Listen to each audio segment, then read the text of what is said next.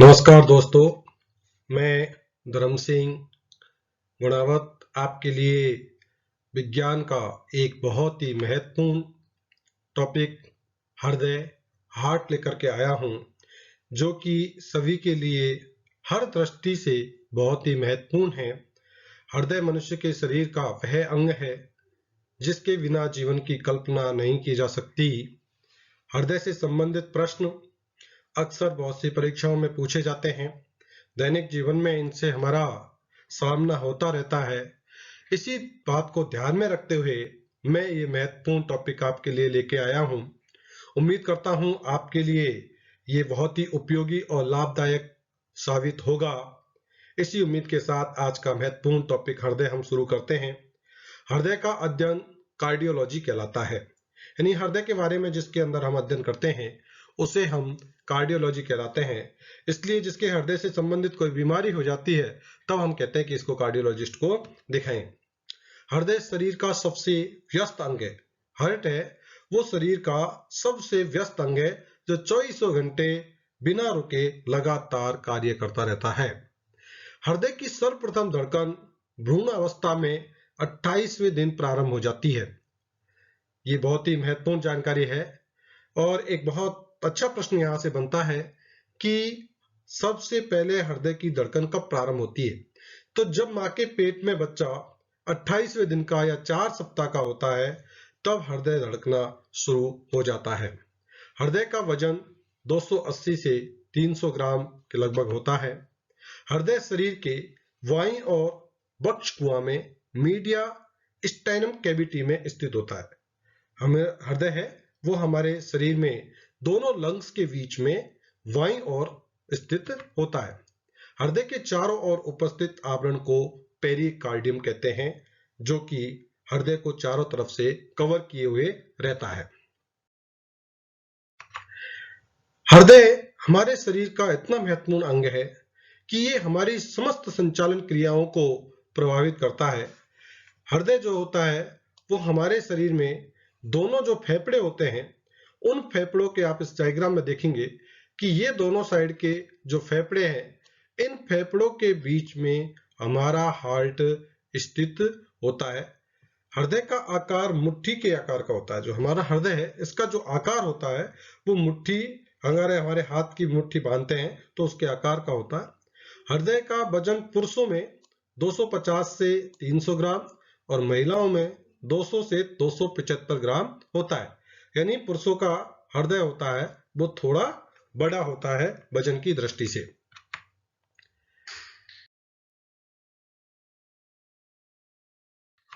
हृदय एक इतना महत्वपूर्ण है कि इसके चारों ओर सुरक्षा के लिए पेरिकार्डियम द्रव पाया जाता है।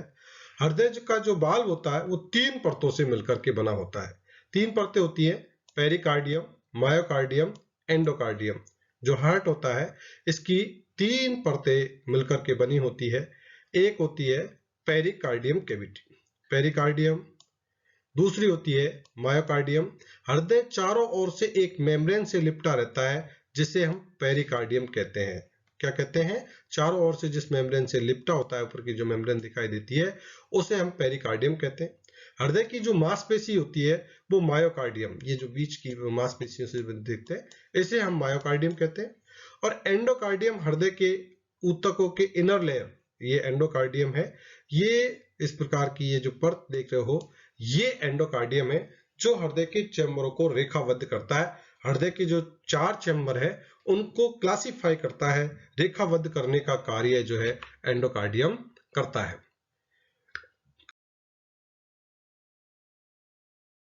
हृदय के अंदर जो एंडोकार्डियम वाल्व होता है वो चैम्बरों को सुरक्षा प्रदान करने का भी काम करता है। तो हृदय के चैम्बरों को सुरक्षा प्रदान करने का काम कौन करता है? एंडोकार्डियम करता है। हृदय लगातार फैलता और सिकुड़ता रहता है जिससे यह शरीर के सभी हिस्सों में रक्त भेजता रहता है। अपन जानते हैं कि हृदय लगातार फैलना और सिकुड़ने का कार्य करता है जिससे कि पूरी बॉडी के अंदर रक्त की सप्लाई होती है। हृदय पंप की तरह कार्य करता है क्योंकि ये ब्लड को पूरी बॉडी के लिए सप्लाई करता है। हृदय मसल्स के एक पर्दे द्वारा 2 भागों दाएं और बाएं में विभाजित होती है, इस पर्दे को सेप्टम कहते हैं। आप यहाँ देखेंगे इस चित्र के अंदर कि हृदय जो 4 चैम्बरों का बना हुआ है, इसको 2 भागों में बांटता है। ये जो 2 भागों में बांटने का काम करता है उसे इंटरवेंट्रिकुलर सेप्टम क्या कहते हैं, उसको सेप्टम कहते हैं। ये जो इस तरह की ये जो बीच के अंदर अपन देख रहे हैं, इसको कहते हैं सेप्टम। सेप्टम के कारण रक्त हृदय के दाएं से बाएं और बाएं से दाएं भाग में नहीं जाता। यानी ये 4 चैम्बर है, 4 चैम्बरों को 2 भागों में बांटा है, दाएं और बाएं। ये सेप्टम दाएं और बाएं को बांटने का काम करता है, जिससे दाएं का अशुद्ध रक्त बाएं के शुद्ध रक्त में नहीं मिले, बाएं का शुद्ध रक्त दाएं के अशुद्ध रक्त में नहीं मिले, और दोनों के बीच में ये रक्त को विभाजन करने का कार्य सेप्टम करता है। ये बहुत ही महत्वपूर्ण इसका कार्य होता है। अगर शुद्ध और अशुद्ध रक्त मिल जाए तो बहुत बड़ी समस्या खड़ी हो सकती है। हृदय में जो रक्त का प्रवाह होता है वो किस तरह से होता है, आप ये देखेंगे पल्मोनरी सर्किट हमने आपको दिखाया। सारे शरीर का अशुद्ध रक्त, जितने भी पूरे हमारी बॉडी के अंदर अशुद्ध रक्त। अब बात आती है यहाँ पर कि अशुद्ध रक्त क्या होता है। तो जिस रक्त में CO2 की मात्रा अधिक होती है उसे हम अशुद्ध रक्त कहते हैं, और जिसमें ऑक्सीजन की मात्रा अधिक होती है उसे हम शुद्ध रक्त कहते हैं।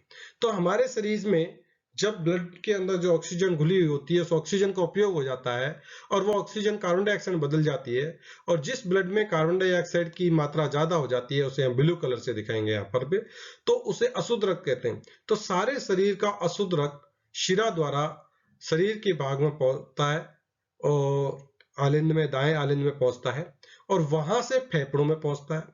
अब फेफड़ों में शुद्ध रक्त हृदय से बाएं भाग में आता है, जहां से रक्त पूरे शरीर में पहुंचता है। यानी पूरे शरीर से अशुद्ध रक्त हमारे हृदय से पहुंचता है फेफड़ों में।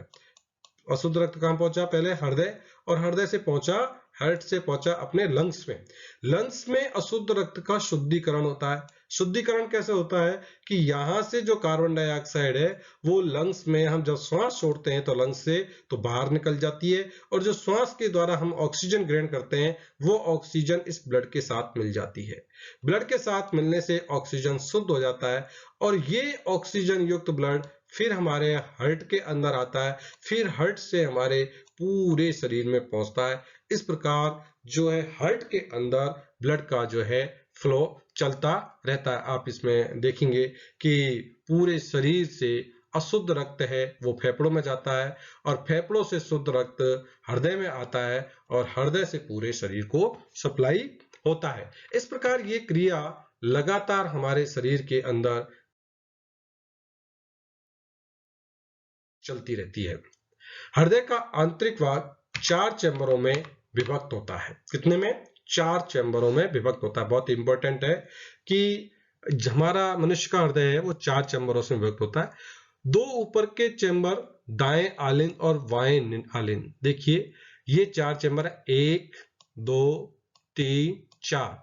ये ऊपर का दायां आलिंद, ये बायां आलिंद, ये नीचे का दायां निलय और वाया निलय। निलय को हम, आलिंद को हम आर्ट्रियम कहते हैं, और निलय को हम वेंट्रिकल। तो 2 आलिंद 2 निलय ये होते हैं। आलिंद को रक्त को पंप संबंधित बहुत कम कार्य करना होता है, इसलिए इसकी दीवार पतली होती है। ये जो आलिंद है दोनों के दोनों, इनकी दीवारें पतली होती है, इतनी मजबूत नहीं होती, क्योंकि इनको रक्त पंप नहीं करना, इनको तो रक्त स्टोर करने, तो रक्त आता है उसको रोकते हैं, फिर आलिंद में से निलय में जाने का काम करता है। तो इनकी दीवारें होती है वो पतली होती है। जबकि ये निलय होता है, राइट निलय है, ये यहां से रक्त को पंप करेगा और फेफड़ों में भेजेगा। लेफ्ट निलय है, ये यहां से रक्त को पंप करेगा और पूरी बॉडी को भेजता है। तो इस प्रकार इनकी दीवार जो निलय की होती है वो मोटी होती है और मजबूत होती है, जिससे कि ये रक्त के पंप करने का कार्य आसानी से कर सकते हैं।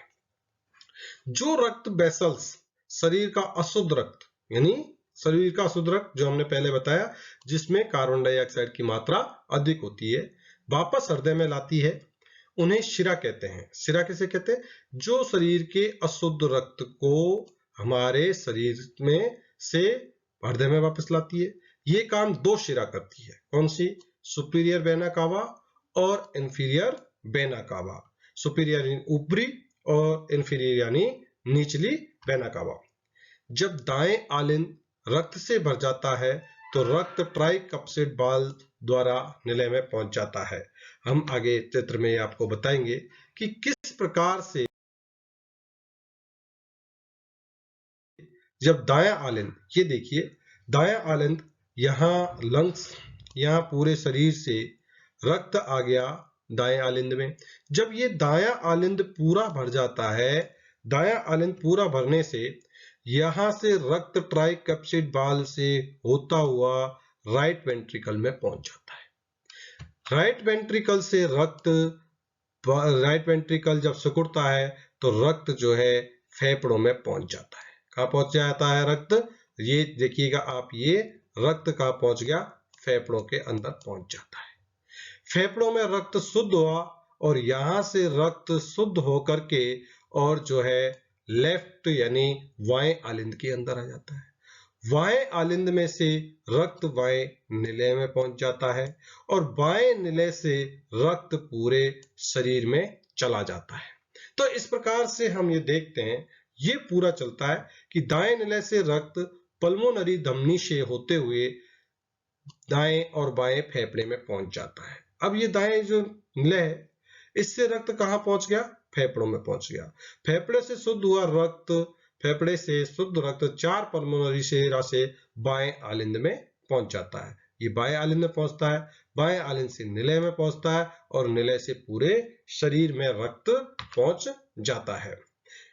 बाएं आलिंद से रक्त ट्राइकैप्सिड माइट्रियल वाल्व से निलय में पहुंचता है, जबकि दाएं आलिंद से ट्राइकैप्सिड वाल्व से रक्त है वो निलय के अंदर पहुंचता है। तो ट्राइकैप्सिड और बाइकैप्सिड ये दो बहुत महत्वपूर्ण वाल्व होते हैं जो कि रक्त को प्रवाह को एक ही दिशा में बहने का काम करता है। देखिए ये पूरा आपको समरी, पूरा सारांश यहाँ पर रक्त के प्रवाह का, कि किस प्रकार हृदय रक्त को पंप करने का काम करता है, ये एक आरेख के माध्यम से आपको यहाँ बताया है कि सुपीरियर वेना कावा है और इंफीरियर वेना कावा है, वो अशुद्ध रक्त को राइट एट्रियम में लाते हैं, यानी दाएं आलिंद में लाते हैं। दाएं आलिंद से ट्राइकप्सिड वाल्व के द्वारा, ये ट्राइकप्सिड यहाँ वाल्व है, उस ट्राइकप्सिड वाल्व खुलता है और दाएं निलय के अंदर रक्त पहुंच जाता है। यहाँ दाएं निलय से पल्मोनरी वाल्व है, वो खुलता है और पल्मोनरी धमनी में रक्त पहुंचता है और पल्मोनरी धमनी रक्त को जो है लंग्स में पहुंचा देते हैं। तो शरीर से अशुद्ध रक्त चला, दाएं आलिंद में चला, ट्राइकैप्सिड वाल्व खुला, दाएं निलय में पहुंचा, पल्मोनरी वाल्व खुला, पल्मोनरी आर्टरी से होते हुए अशुद्ध रक्त लंग्स में पहुंचा।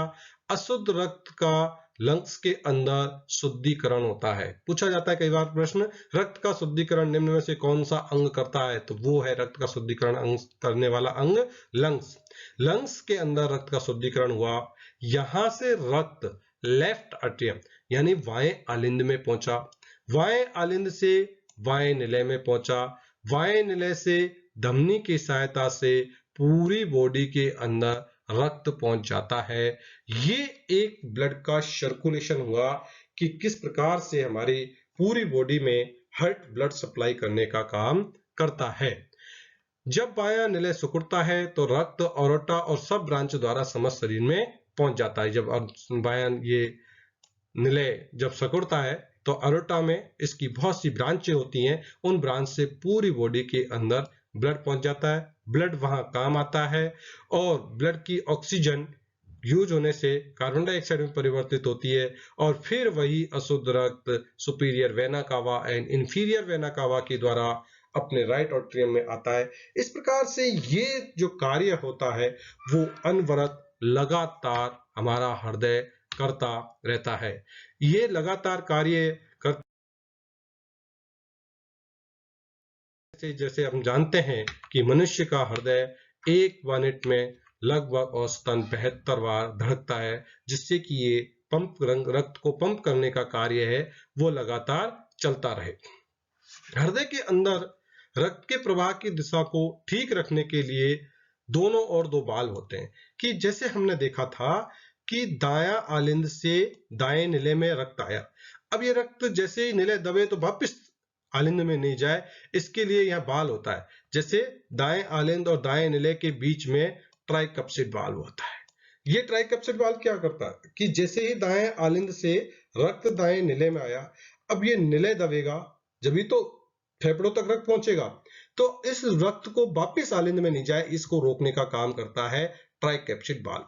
इसी प्रकार से वाएं आलिंद से रक्त वाएं निले में आता है, फिर निले जब दबता है, सिकुड़ता है, तो रक्त दोबारा से वाएं आलिंद में नहीं जाए, इसके लिए या रोकने के लिए वाइकैप्सिड या माइट्रल वाल्व होता है, जो कि रक्त को दोबारा से वापस आलिंद में जाने से रोकने का कार्य करते हैं। तो हार्ट के अंदर ये वाल्व का बहुत ही महत्वपूर्ण कार्य होता है। अब आपने ये हार्ट के जो कुछ भाग बड़े हैं, मुख्य भाग हैं, उनमें क्या क्या फैक्ट है वो अपन देखेंगे। निलय होता है वो आलिंद से बड़ा होता है, निलय होता है वो हमेशा आलिंद से बड़ा होता है। दायां आलिंद वाएं आलिंद से बड़ा होता है, वायां निलय दाएं निलय से बड़ा होता है, क्योंकि दायां बायां रक्त हार्ट है अपना, उसके वाएं लेफ्ट साइड में शुद्ध रक्त होता है, प्योर ब्लड होता है, जबकि इसके राइट साइड में अशुद्ध यानी CO2 युक्त रक्त होता है। इस बात का हमें ध्यान रखना है। रक्त परिसंचरण तंत्र की उत्पत्ति मेसोडर्म से होती है। अधिकांश जंतुओं में मायोजेनिक हृदय होता है, जिसमें हृदय का स्पंदन पेशियों से उत्पन्न होता है। इसको स्पंदन करने के लिए किसी अन्य की आवश्यकता या अन्य पेशियों से संकुचन की आवश्यकता नहीं होती। हृदय की जो पेशी होती है वो मायोजेनिक होती है। हृदय स्पंदन तंत्रिकाओं से प्रारंभ होता है, इसलिए ये हृदय जब शरीर से बाहर निकाल दिया जाता है तब तक भी ये धड़कता रहता है, जब तक कि इसको ऑक्सीजन की आपूर्ति होती रहे। तो ये हमने देखा कि शरीर से अशुद्ध रक्त वेना कावा से दाएं आलिंद से दाएं निलय में, दाएं निलय से पल्मोनरी आर्टरी द्वारा फुफ्फुस में, फुफ्फुस से शुद्ध रक्त बाएं आलिंद में, बाएं आलिंद से बाएं निलय में, और बाएं निलय से पूरे शरीर में रक्त पहुंचता है। ये हमने यहाँ पर आपको इसका स्क्रीनशॉट ले सकते हो। ये हमने आपको पूरे रक्त प्रवाह का एक सारांश पूरे समरी के रूप में आपको यहाँ बताया है। अब हमने ये पूरे हृदय की संरचना और हृदय किस प्रकार से पंप करता है इसके बारे में बताया। अब ऐसे क्वेश्चंस जो हमने लिए यहाँ पर, जो कि परीक्षाओं में पूछे जाते हैं या पूछे गए हैं हृदय से संबंधित, ऐसे लगभग 34-35 क्वेश्चनों को हमने शामिल यहाँ पर किया गया है। रक्त परिसंचरण तंत्र का पिता किसे कहते हैं? तो विलियम हार्वे को रक्त परिसंचरण तंत्र का पिता कहते हैं, क्योंकि सबसे पहले इन्होंने इसकी खोज की। रक्त परिसंचरण तंत्र के अध्ययन को क्या कहते हैं? तो रक्त परिसंचरण तंत्र के अध्ययन को एंजियोलॉजी कहते हैं। बहुत सी परीक्षाओं में पूछा गया है। पूरे मानव शरीर में एक बार रक्त संचरण में कितना समय लगता है? सोचिए, उत्तर बताइए। तो पूरे मानव शरीर में एक बार रक्त संचरण में लगभग 23 सेकंड का समय लगता है। 23 सेकंड में पूरी बॉडी के अंदर ब्लड पहुंच जाता है। हृदय के लिए प्रयुक्त शब्द, वैज्ञानिक भाषा में हृदय के लिए कार्डियक शब्द जो है प्रयुक्त किया जाता है। हृदय के अध्ययन को क्या कहते हैं? हमने सबसे पहले इस बात का जिक्र किया था कि हृदय के अध्ययन को हम कार्डियोलॉजी कहते हैं, और जब कोई तबीयत खराब हो जाती है तो हार्ट से संबंधित तो कार्डियोलॉजिस्ट को दिखाते हैं। मनुष्य के हृदय में कितने 4 कोष्ठक होते हैं? तो मनुष्य के हृदय में 4 कोष्ठक होते हैं, जो ऊपर वाले 2 आलिंद और नीचे वाले 2 निलय, तो 4 कोष्ठी हुआ। एक स्वस्थ मनुष्य के हृदय का औसत भार कितना होता है? ये हमने देखा। तो आप देखोगे कि एक स्वस्थ मनुष्य के हृदय का औसत भार 300 से 350, जिसमें 280 से 310 पुरुष और स्त्री में 250 से 280। स्टेथोस्कोप का क्या कार्य है? तो स्टेथोस्कोप हृदय की धड़कन और ध्वनि परावर्तन के सिद्धांत पर यह काम करता है। सुनने के जो है काम डॉक्टर इसकी सहायता से हमारे हृदय की धड़कनों को सुनता है। विश्व के अंदर सर्वप्रथम हृदय का प्रत्यारोपण किसने किया? ट्रांसप्लांटेशन ऑफ हार्ट सबसे पहले डॉक्टर क्रिश्चियन बर्नार्ड, जो कि दक्षिण अफ्रीका के थे, इन्होंने हृदय का प्रत्यारोपण किया। भारत के अंदर सर्वप्रथम हृदय का प्रत्यारोपण डॉक्टर पी वेणुगोपाल, जो एम्स के डॉक्टर थे, उन्होंने हृदय का प्रत्यारोपण किया। सामान्य मनुष्य में हृदय की धड़कन कितनी होती है? तो सामान्य मनुष्य में हृदय की धड़कन 72 बार प्रति मिनट होती है। नवजात शिशु में हृदय की धड़कन कितनी होती है? तो 160 बार प्रति मिनट नवजात शिशु में सबसे अधिक हृदय की धड़कन होती है। एक माह के शिशु के हृदय की धड़कन 100 के बार प्रति मिनट होती है, जबकि बुजुर्ग में बुढ़ापे में यह हृदय की धड़कन 30 से 40 तक पहुंच जाती है। सामान्य मनुष्य की हृदय धड़कन लगभग कितना रक्त पंपिंग करती है? तो एक बार में हृदय जो है 70 ml रक्त को पंप करता है। हृदय की धड़कन सामान्य धड़कन से अधिक होती है तो उसे हम टेरिकार्डिया कहते हैं, यानी सबसे बेहतर नॉर्मल है, पर उससे अधिक होगी तो हम उसे वैज्ञानिक भाषा में या डॉक्टर की भाषा में टेरिकार्डियो कहते हैं। और अगर हृदय की धड़कन उससे बहुत कम हो जाती है तो उसे हम ब्रेडिकार्डियो कहते हैं। परीक्षाओं में प्रश्न पूछा जाता है ब्रेडिकार्डियो क्या है, टेरिकार्डियो क्या है।